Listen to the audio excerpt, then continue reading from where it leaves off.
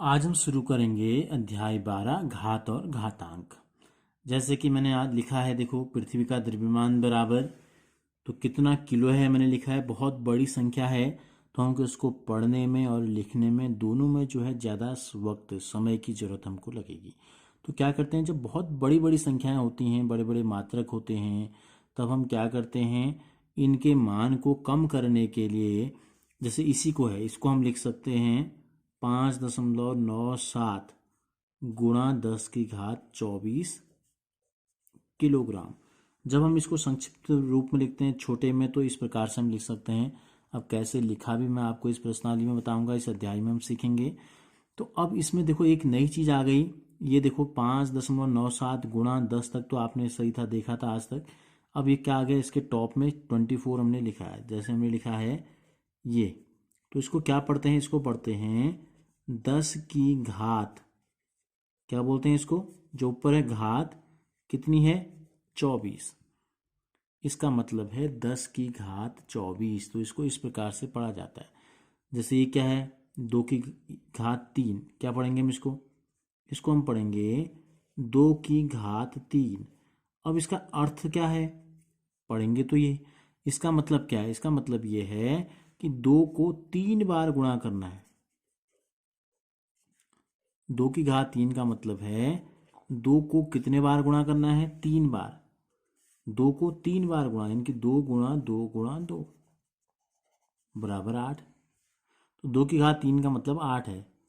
अगर हम लिखें 1 की घात 5, तो इसका मतलब क्या है, पढ़ेंगे क्या 1 की घात 5, और लिखेंगे कैसे, 1 को 5 बार गुणा। 1 को कितने बार गुणा, 1 बार, 2 बार, 3 बार, 4 बार और 5 बार।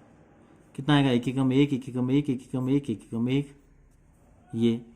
तो ये हो गई घात। अब इसमें क्या होता है, जैसे हमने लिखा 10 की घात 24, 2 की घात 3, 1 की घात 5, ये हमने लिखा। तो इसमें 5 जो है, इसको बोलते हैं घातांक, घात वाला अंक यानी कि, ठीक है।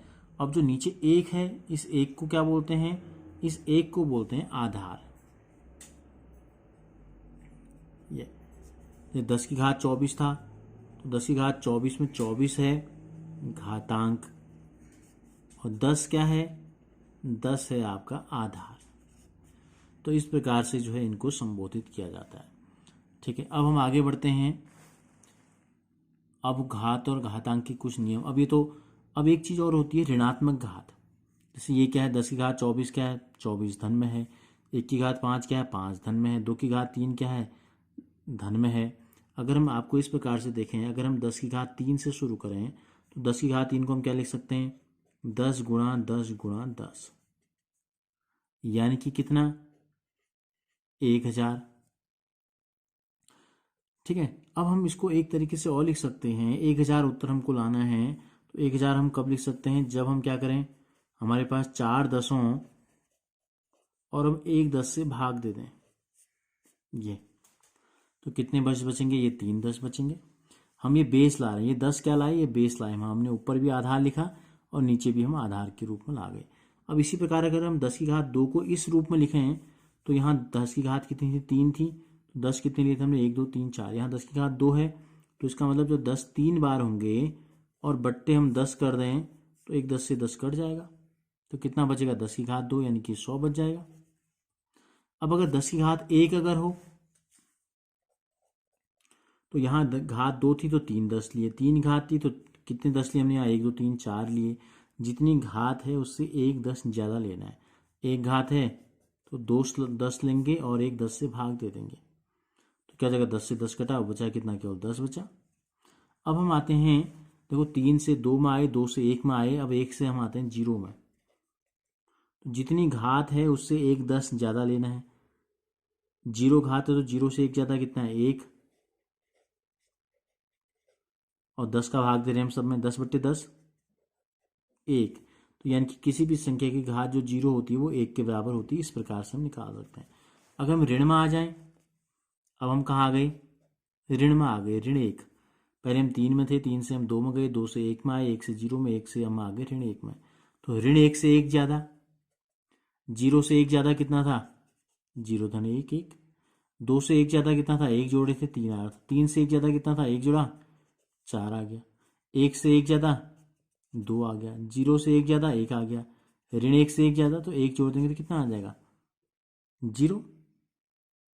ऋण 1 में 1 अगर जोड़ा, ऋण 1 से 1 ज़्यादा यानी कि 0 10 हमको लेना है, यानी कि कोई भी 10 0 हमको क्या लेना है 0 10 का मतलब क्या है, यहाँ हमने 0 10 की घात 0 का मतलब क्या है 0 बार, यानी कि कितना 1, ठीक है, और 10 से हमको भाग देना है ये, तो कितना हो गया 1/10। 10 की घात ऋण 1 का मतलब क्या है 1/10, या हम इसको ऐसे भी कह सकते हैं हर में 10 कितने बार है 1 बार। अब इसी प्रकार हम 10 की घात ऋण 2 के पैटर्न को देखते हैं, क्या तरीका पैटर्न हमारे को प्राप्त हो रहा है। अब ऋण 2 से 1 ज़्यादा कितना हुआ, ये तो ऋण 1 आ गया। हमको 10 कितनी बार लेना है ऋण 1 बार लेना है, यानी कि 10 की घात ऋण 1 बार कितना आएगा 1/10 आया।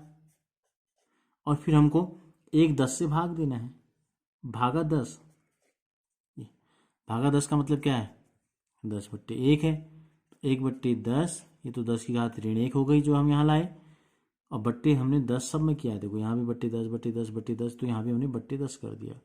10 को हमने 10/1 लिखा, तो भाग को अगर हम गुणा कर दें तो दूसरी वाली भिन्न उल्टी हो जाती है, तो ये भी हो गया 1/10। तो कितना आ गया 10 हर में कितने बार आ गया 2 बार आ गया। यहाँ ऋण 2 था तो नीचे धन 2 आ गया। तो इसका मतलब जो ऋणात्मक परिमेय संख्याएं होती हैं, जब हम उसको घात के रूप में लिखते हैं, 10 की घात अगर हम ऋण m होगा तो इसका मतलब ये नीचे जाके 1/10 की घात m हो जाएगा। इन दो के निष्कर्ष से हमने निकाला, इन दो के आधार पे। ऋण 1 था तो 10 की घात नीचे जाके 1 हो गया, ऋण 2 था तो नीचे जाके 10 की घात धन 2 हो गया, और अंश में 1 आया। तो इस प्रकार से हम ऋणात्मक घातों को भी इस प्रकार से हम दर्शा सकते हैं। अब हम आते हैं प्रश्नावली में।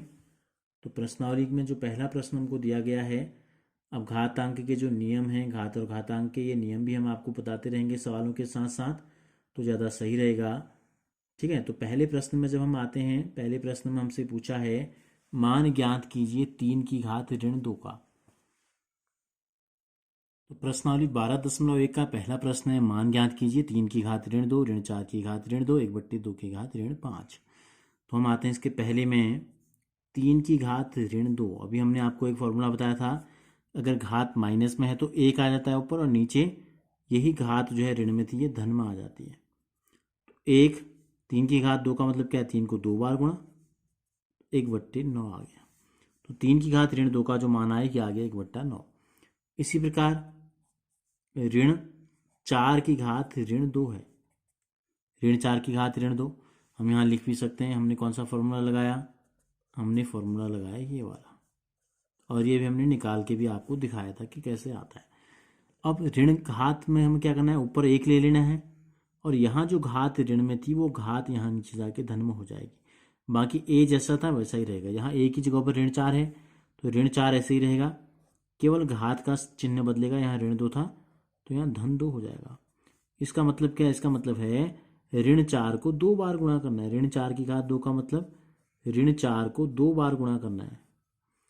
तो कितना हो गया, ऊपर 1 ही रहा, नीचे हो गया ऋण गुणा ऋण धन, 4 चौको 16।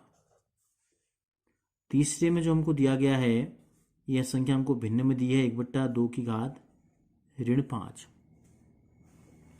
तो 1/2 की घात ऋण 5, घात ऋण में है तो अंश में 1 हो जाता है, और ये नीचे जाके 1/2 की घात क्या हो गया 5 हो गया, ठीक है। तो एक भिन्न के नीचे दूसरी भिन्न, ये बड़ा भी है तो हम इसको इस प्रकार से लिख सकते हैं, 1 भाग को कर दें गुणा और 1/2 को कर दें उल्टा।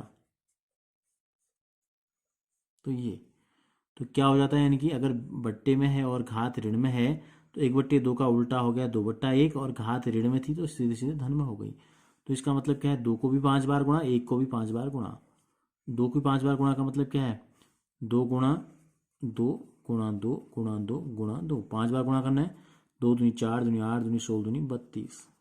बट्टे में 1 ही है, गुणा में भी 1 ही है, तो 1 से भाग देंगे, गुणा करेंगे तो मान में कोई परिवर्तन नहीं आता है।